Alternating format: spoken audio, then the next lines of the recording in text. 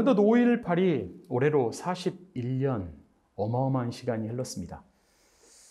그럼에도 5월은 아직 진행형이죠. 아직 진상규명이 아직 된 상태가 아닙니다. 언제까지 이렇게 우리가 기다리고 간절히 진상규명을 기다리고 책임자 처벌을 기다려야 되는지 모르겠습니다. 그러기 위해서는 바로 저와 여러분들이 지금 관심을 갖고 나서야 합니다. 오늘 여러분과 만날 주제는 바로 5.18 때 청년들입니다. 오늘 5.18을 대표하는 청년들을 만날 텐데요. 누가 떠오르나요? 그렇죠. 5월을 위해서 태어난 사람이라는 별명을 갖고 있는 윤상원 열사가 떠오르신가요? 네, 저도 그렇습니다. 그리고 윤상원 열사와 부부 관계를 맺은 세계 최초의 영혼 결혼식이라고 하죠. 부부 관계를 맺은 박기순 열사가 떠오릅니다. 오늘은 그 두 분 말고 또 그들의 사실상 그들의 정신적인 친구, 정신적인 동지, 그리고 삶과 생과 사를 같이 했던 그 동지들 5분을 추가로 해서 이름하여 들불 7열사로 여러분을 만나고자 합니다. 왜 들불 7열사냐고요? 7분이니까요. 왜 들불이냐고요? 그분들이 만난 공간이 바로 들불 야학이라는 곳이었기 때문입니다. 오늘 이야기는 들불 야학에서 시작될 것 같습니다. 야학, 낯선 단어인가요? 야학, 밤야자의 배울학자입니다. 밤에 배운다고요? 왜요? 사실 지금은 야학이 드물 겁니다. 그런데 80년 당시만 해도 되게 많았습니다. 건강의 이유로 또 경제적인 이유로 배움을 이어가지 못한 사람들 정말 많았습니다.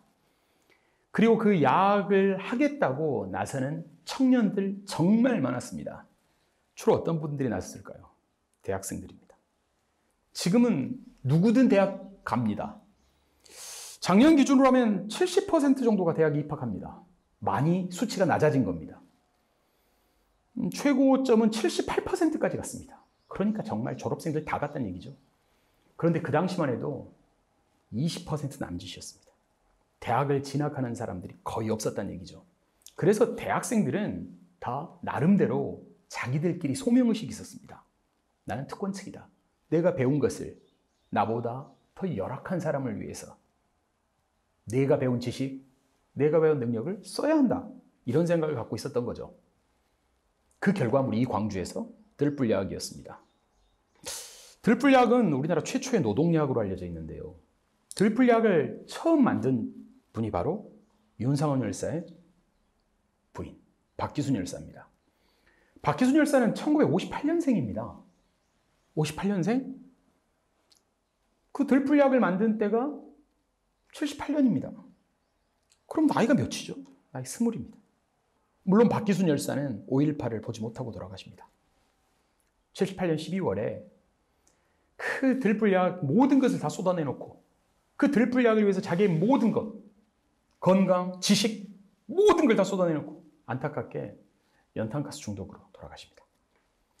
그래서 5.18을 직접적으로 보지는 못하시죠. 아하, 또 있군요. 박관인 열사. 박관인 열사는 도망갔습니다. 총학생회장이었거든요. 당시만 해도 5.18 때 그 시기 지금은 여러분 상상도 못할 겁니다. 총학생회장으로 당선되면 일단 국가로부터 수배를 받습니다. 그리고 몸을 숨겨야 합니다. 5월 17일 날 이 비상계엄이 전국으로 확대되면서 계엄은 뭔 말인지 아시죠? 여러분 계엄령이 무슨 말인지를 모른다면 이 강의가 되게 어려울 것 같기도 합니다. 전국으로 확대되면서 박관인 열사는 몸을 숨깁니다. 광주를 벗어난다는 얘기입니다. 광주 밖에서 박관인 열사는 이 귀로 소문으로 이 광주의 이 참담한 실상을 듣게 됩니다. 그 마음이 어땠을까요?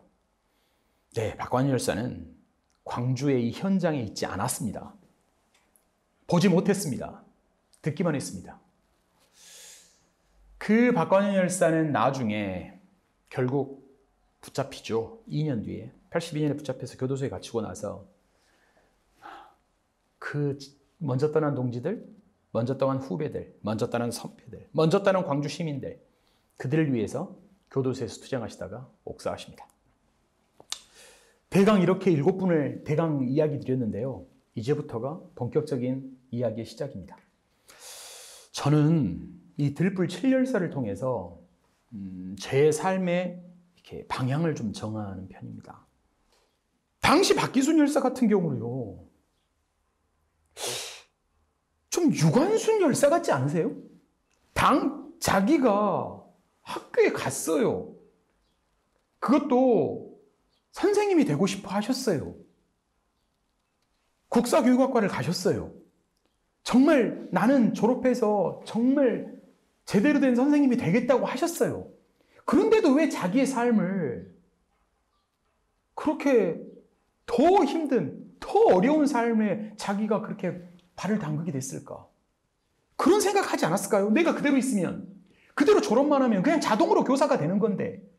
네, 그때는 지금처럼 임용시험이 없었어요.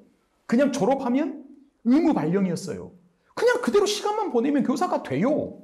그런데 왜 그곳으로 가셨을까? 저는 지금 과연 박기순 열사 같은 분이 나올 수 있을까? 왜 그렇게 몸도 건사하지 못하고 그렇게 모든 걸 다 바쳐서 그렇게 사셨을까? 왜 신영일 열사는 왜 그렇게 같이 신영일 열사도 사실 그대로 선생님이 되셨을 거예요. 그대로 있었으면. 그런데 왜 또 그 재능이 엄청 많으셨어요. 신영일 열사는 음악을 엄청 좋아하셨대요. 그러니까 들불 야하게 시키지도 않았어. 들불 야하게 우리도 버섯 학교인데 여기 교가를 짓겠다. 그래서 신영일 열사는 그런 음악적 재능을 위해서 노래까지 지으신 분이에요. 물론 그분은 국사를 가르치셨고요. 아니 가만히 있어도 그냥 요즘처럼 시험까지 안 봐도 된다니까. 그냥 가만히 있으면 돼요. 가만히 있으면 그냥 교사 되고 그냥 교감 되고 교장 되고 그냥 잘할 수 있었어요. 그런데 왜 저러셨을까? 신영일 열사는 5.18 당시에 희생되지 않으세요. 박관일 열사와 같이 교도소에 가요. 교도소 가서 단식 농성하고 막 난리가 났어요. 여러분 단식이 얼마나 힘든 건지 아세요? 저는 솔직히 대학 다닐 때 동조 단식이란 거 한번 해봤는데요. 3일 굶고 죽는 줄 알았습니다. 전 3일 굶고요. 그냥 하늘이 노래져가지고 이러다 죽는 줄 알았습니다. 전 그래서 찌질해요. 그렇게 건강 다 버리고 나와요. 나와서 자기 후배들 전남대학교에서 학생운동 이게 이끈다고 그렇게 하다가 나이 30에 1988년에 돌아가셨으니까 나이 고작 30에 병으로 돌아가십니다. 지금 여러분들은 어떻게 생각하세요? 과연 우리가요 그렇게 생각하셔야 돼요. 우리가 역사를 공부하는 이유가 뭐겠어요? 역사는 사건, 연도 외우고 이런 게 전혀 아니에요. 역사는요, 기억할까요? 이 말은 아주 중요한 말이니까. 모든 역사는 현대사이고 모든 역사는 인물사예요. 역사가 현대적인 관점에서 이해되지 못하면 그게 무슨 역사예요? 역사를 주도한 인물들, 그 역사를 살아간 인물들이 빠져버리면 그게 무슨 역사예요? 그러니까 우리는 끊임없이 그 역사적 인물에다가 지금 현재 자기 삶을 대입하는 거거든요. 끊임없이 대입해보는 거예요. 그러니까 대입하는 방법은 간단해요. 과연 나라면 저때 어떤 선택을 했을까? 이거예요. 지금의 나라면 과연 어떤 선택을 했을까? 저는 박기순 열사하고 신영일 열사처럼 못 살았을 것 같아요. 그러니까 저는 존경할 수밖에 없는 분들이에요. 사실 그 두 분은 저희 큰형님하고 동갑인데 58년 개띠라고 하잖아요. 근데 저는 큰형님한테 막 이야기하면서 농담 삼아서 그래요. 형님 이렇게 무슨 그런 이야기 하잖아요. 부동산 이야기하고 주식 이야기하면 제가 막 화를 내요. 당신의 동갑내기들은 이렇게 살았는데 당신은 뭐야? 막 하면서. 그러면 저희 큰형님이 너는 뭐냐? 이제 그러면서. 근데 이제 그분들의 삶을 저는 따라가지 못할 것 같아요. 솔직히. 윤상원 열사는 어떤가요? 저는 윤상원 열사는 제가 근무하는 학교 출신입니다. 그래서 지금 올해로 윤상원 열사 생활기록부가 사라질 위기가 있었어요. 왜냐? 그 생활기록부는요, 50년 동안 보관하게 되는 장부거든요. 50년? 50년 동안 보관하게 돼 있어요. 법적으로. 그러니까 그 전에 만약에 생활기록부가 없어지면 책임을 져야 합니다. 법적 책임을.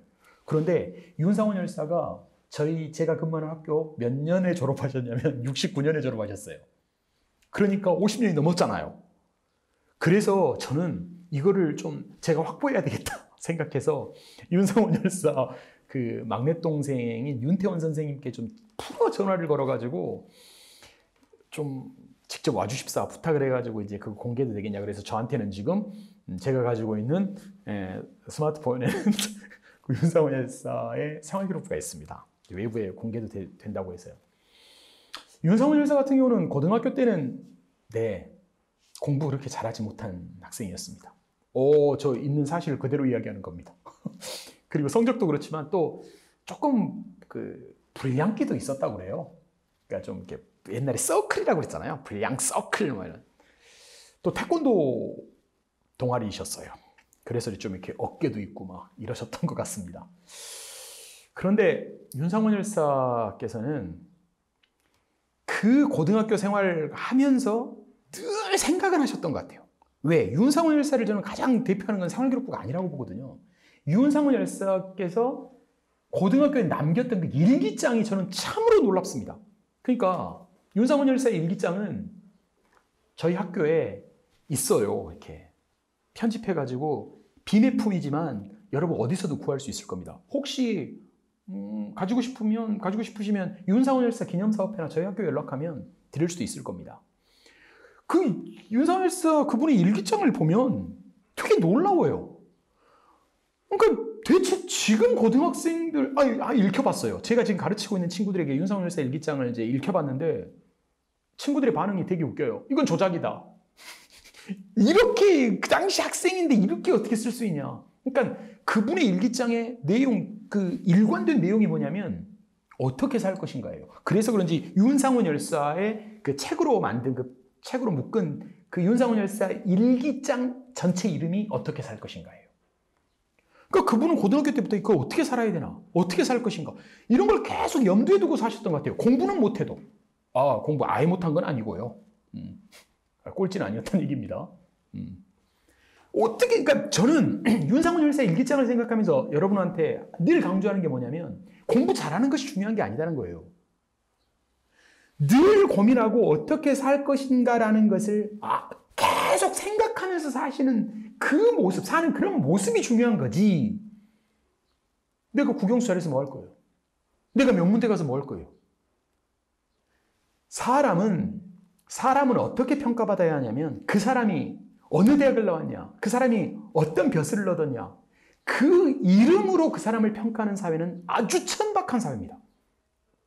그 사람을 평가하는 것은 그 사람의 출신 대학과 벼슬로 결정되는 것이 아니라 그 사람이 과거에 어떻게 살아왔는가, 그 사람의 살아온 행적으로 평가를 받는 게 제대로 된 사회입니다. 그걸 가장 잘 보여주는 분이 윤상원 열사라고 저는 생각해요. 윤상원 열사는 전남대학교 정치외교학과 출신입니다. 그리고 그 당시 대학 가는 사람들이 드물었다고요. 그래서 또 장남이세요. 그래서 졸업해서 이제 바로 서울로 정말 그 당시 지금은 없어진 회사인데 주택은행이라고 있었어요. 이거를 만약 이 은행 이름을 아는 사람은 9세대입니다. 주택은행에 다니시다가 채 1년도 채우지 못하고 자발적으로 사표를 내고 그 들불야하게 합류를 하게 되거든요. 사실 그게 쉬웠겠습니까? 그 부모님의 그 간절한, 그 부모님의 이제 장남이고 이제 드디어 이 집안은 가세를 이렇게 세울 거구나, 이런 바람, 이런 거 다 접고 이렇게 내려오기가 쉬웠겠습니까? 그것도 역시 또 대입을 해보게 되고, 나라면 어땠을까? 저는 못합니다. 그 윤상원 열사는 그렇게 와서 박기순 열사, 나이 차이가 8살이나 차이 나는 아주 그냥 어린이잖아요. 이 박기순 열사는. 그 박기순 열사를 정말 자기 동지로 여기면서 그렇게 들불려학을 꾸려갑니다. 박기순 열사가 연탄가스 중독으로 돌아가셨을 때 윤상원 열사는 사흘 밤낮으로 울었다고 합니다. 누이야 누이야 하면서 펑펑 우셨대요. 그러니까 사실은 그 윤상원 열사께서 그 5.18에 끝까지 도청에 남았던, 그래서 이제 도청에서 결국 이제 돌아가시잖아요. 그 윤상원 열사의 그 결단이랄까, 그것은 저는 박기순 열사의 영향이라고 저는 생각해요. 예, 감히 그렇게 자신합니다. 그러니까 박기순 열사에게 한 약속, 내가 누이 너 목까지 살아내겠다. 그 약속을 지키기 위한 것이 아니었을까 생각합니다. 박용준 열사는 네, 그냥 무학이죠, 무학. 배움이 없었습니다. 그런데 요즘 우스갯소리로 그런 얘기 하잖아요. 선배 잘못 만나서 인생 망쳤다고. 박용준 열사는 김영철 열사하고 의형제 같은 걸 맺게 되죠. 그렇게 살뜰하게 챙겼다고 합니다. 김영철 열사는 나이가 많았잖아요. 그리고 박용준 열사는 이게 배움에 대한 욕망 같은 게 있었던 모양입니다. 왜요? 그렇게 글씨를 잘 썼대요. 그러니까 글씨 쓰는 것도 빨라고 하니까 그렇게 글씨를 쓰고 싶어 하셨던 것 같아요. 그러니까 취미가 뭐냐면 글씨 쓰는 거였고. 그래서 박용준 열사의 그 글씨체는 지금 여러분 친구들도 관심을 좀 가져주세요. 박용준체라고 해서 지금 폰트로 개발 중입니다. 지금 여러분 그 금남로에 가면 5.18 민주화운동 기록관 있죠? 거기에 가면 이제 당시에 진짜 광주의 참 언론 역할을 했던 투사회보를 볼 수 있거든요. 투사회보. 그 투사회보 글씨가 박용준 열사 글씨입니다. 정말 타이핑 친 것보다 훨씬 잘 썼어요. 그래서 저는 그러니까 그 글씨체를 보면 되게 슬퍼요. 그러니까 그 박용준 열사의 그 글씨는 어떻게 만들어진 거냐? 배움에 대한 열망. 근데 정말 그다음에 어떤 그 나머지 형들에 대한 그 애틋함. 그리고 내가 5.18 당시에 끝까지 여기를 사수해야 된다는 어떤 그런 그 소명의식 같은 것? 사실 그 7분의 열사들 중에 5.18 당시에 돌아가신 분은 2분밖에 안 계세요. 바로 윤상원 열사와 박용준 열사예요. 5월 27일 마지막 날. 윤상원 열사께서는 도청에서 돌아가셨고요. 도청 민원실에서 돌아가셨고, 박용준 열사는 그 앞에 YWCA 건물을 사수하시다가 돌아가셨어요. 이 박용준 열사의 그 삶은 그러니까 저는 그 박용준 열사가 이 친구들, 제가 지금 가르치고 있는 이 친구들에게 진짜 귀감이 된다라고 저는 생각해서 계속 강조를 하거든요. 배우고 싶어서 그 글씨를 읽혔고 그것이 그대로 지금 나타나는 거다. 그러니까 너희들은 그 적어도 투사회보에 그 나와 있는 그 박용준 열사의 그 글씨를 통해서 그 혼을 그대로 한번 몸에 가슴에 담아봤으면 좋겠다라고 이야기를 하거든요. 박용준 열사는 그렇게 나이 24세, 24 돌아가십니다. 제가 지금 순서대로 하는 건가요? 박기순 열사, 윤상원 열사, 박용준 열사? 사실 공교롭게도 이 순서는 그 7열사 그분이 돌아가신 순서입니다. 그리고 박관인 열사. 네, 박관인 열사는 가장 염치 있는 분이죠. 네, 자기는 5.18을 겪지 못했다. 난 그 동지들에게 빚을 갚아야 한다. 그래서 잡혀서 교도소에서 옥중 투쟁하시다가 돌아가셨습니다. 그런데 이 박관인 열사 같은 경우는 저는 이렇게도 여러분한테 대입시켜보라고 이야기 드리고 싶습니다. 박관인 열사는 정말 촉망받는 사람이었어요. 어쩌면 집에서도 든든히 밀어주고, 요즘 표현으로 자기도 그런 의지가 있었고, 어떤 의지? 판검사 되겠다는 의지. 그래서 전남대학교 법학과에 갔습니다. 들어가서부터 사법고시 공부만 하셨던 분이에요. 집에서도 든든한 기대를 가지고. 그런데 박관인 열사는 사시보다는 야학에 발을 담급니다. 아마 판검사가 되고자 하는 그런 욕망하고 분명히 있었을 겁니다. 그리고 그 야학 때 만났던 그 수많은 사람들의 현실, 그 뼈저린 그 고통, 그것을 분명히 비교하셨을 겁니다. 저라면 외면했을 것 같습니다. 솔직히. 저라면, 내가 이렇게 해서 사실 볼 수 있는데, 외면했을 것 같습니다. 근데 그분은 외면하지 않습니다. 그래서 5.18 당시에 총학생회장으로 사자우를 토하죠. 박관일 열사의 그 연설은 제가 본 적이 있어요. 근데 그 연설은요, 이렇게 뭔가 이렇게 머리에서 내지는 요즘에 뭐 대통령 연설문 쓰듯이 이런 연설이 아니에요. 그러니까 그 당시 25살인데 53년생이니까 27이죠. 53년생이시니까. 네, 27. 그죠? 80년이니까. 27살의 그런. 아니, 그분은 대본을 읽은 거 아니에요. 여러분 한번 찾아보세요. 대본을 읽은 게 아니라 마치 막 그 자기 심장을 그냥 입으로 토해내는 것 같은.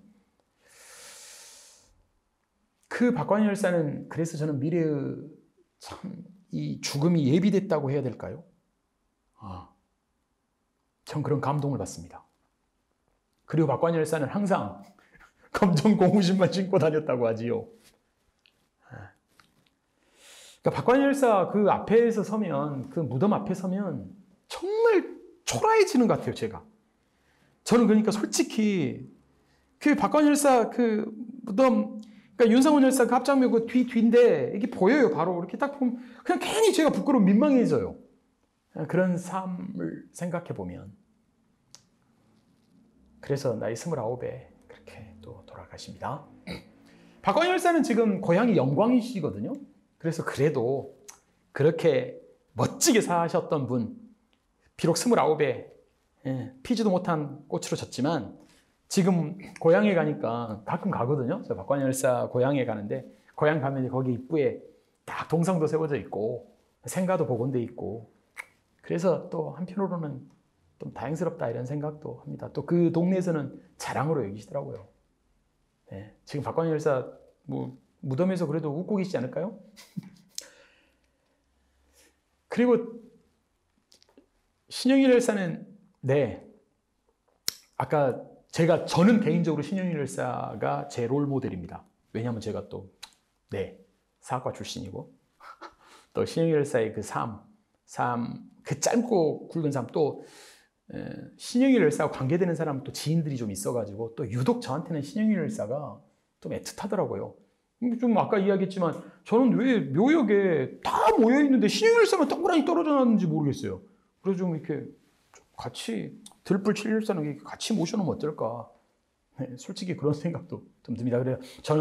그래서 사실 어쩔 때는 윤상원 열사보다 신영일 열사를 먼저 찾아뵙고 이렇게 오기도 합니다. 김영철 열사 이제 1998년 8월 달인가 돌아가셨는데 그때 돌아가셨을 때 좀 많이 사람들이 정말 많이 울었습니다. 끝내 이제 그 정신을 찾지 못하고 돌아가시는 그 모습. 근데 이제 그 김영철 열사는 저는 이렇게 생각해요. 여러분 요즘에 친구들에게 꿈이 뭐냐라고 물어보면 되게 다 공무원이라고 하거든요. 네, 공무원이라고 그럽니다. 그래서 제가 그걸 막 나무래요. 너 공무원이 뭐야? 너 왜 공무원이 되려고 하는 줄 알아? 안 잘리니까 그래 밥이나 먹을 수 있으니까 막 제가 화를 내거든요. 왜 공무원이 어때서요? 이러는데 근데 그 공무원이 요즘 애들이 공무원이 되고자 하는 것은 그것 때문이잖아요. 평생 직장이다. 근데 김영철 열사는 공무원이 되셨어요. 근데 김영철 열사는 정말로 그 당시 광주 서중 일고 있잖아요. 일고 광주 일고. 옛날에는 비평준화였는데 광주 일고를 다니면 이 동네에서는 목에 좀 힘을 줬죠. 그 출신인데 너무 가난해가지고 공무원이 되셨어요. 그런데 그냥 살지. 저도 그냥 김영철 열사 그분 그냥 살지. 근데 그걸 또 못 참아요. 그냥 그 당시에 공무원들 되게 비리가 요즘 이야기하면 요즘이 더 심하다 뭐 이렇게 하면 할 말은 없습니다만 되게 비리가 많았다고 해요. 그래서 그걸 못 참고 그냥 사표를 쓰고 나왔다는 거잖아요. 왜 그러셨어요? 그래서 자기 삶을 그렇게.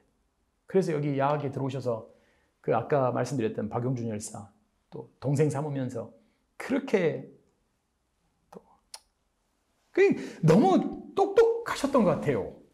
지나치게 똑똑하셨던 것 같아요. 그러니까 들불 7열사 5.18을 뗄 수 없는 거는 사실 5.18의 그 모든 말하자면 두뇌 역할을 하셨던 분들이에요. 다. 뇌예요, 뇌. 뭐 뇌가 중요하고 뭐 수족은 중요하지 않다 이런 뜻은 아니지만 다들 뇌였어요.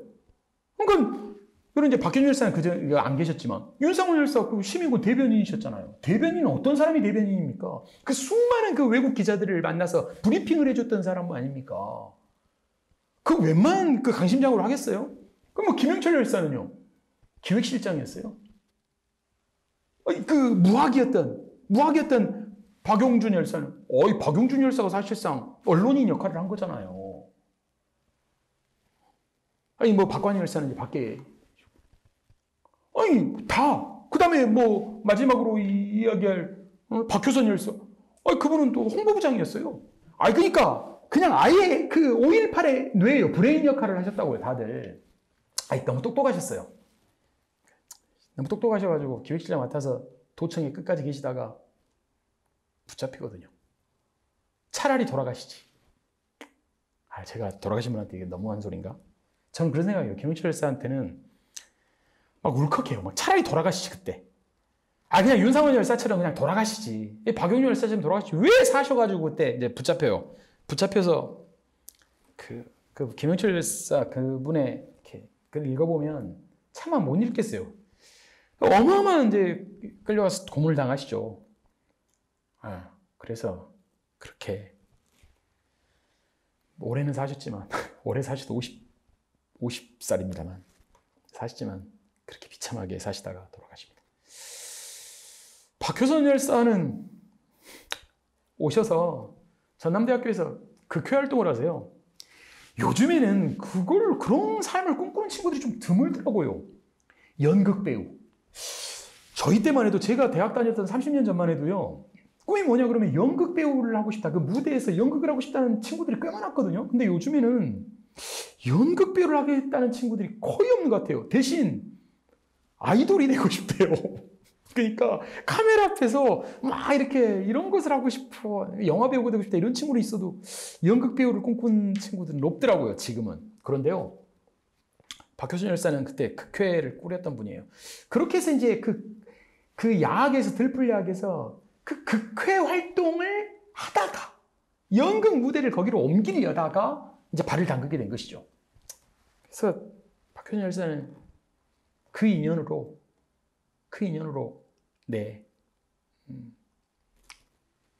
도청에 들어가십니다. 그런데 박효순 열사는 그 중에서 가장 비겁한 분이죠. 도망가요. 그러니까 도청에서요 최후 통첩을 하잖아요. 그때 무기를 버리고 도망갑니다. 저라면요 당연히 도망가죠.